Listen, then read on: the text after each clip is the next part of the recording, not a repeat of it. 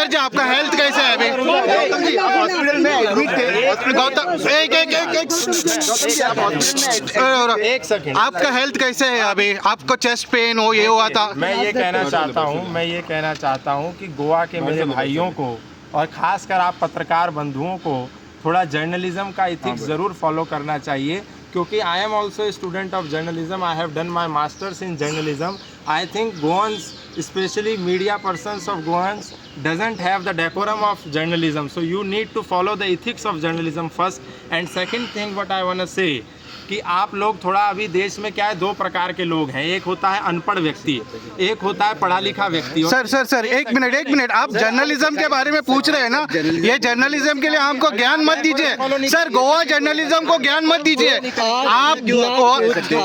Sir decorum मतलब आप sir आप गोवा जर्नलिज्म के लिए बोल रहे हैं। आप इस इतना बड़ा स्टेटमेट किया आपने, इस वजह से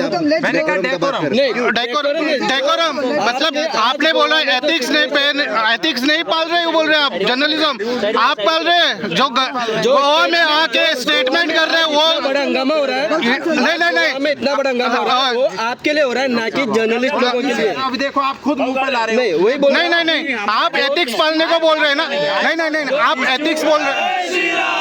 जो इशू इतना सर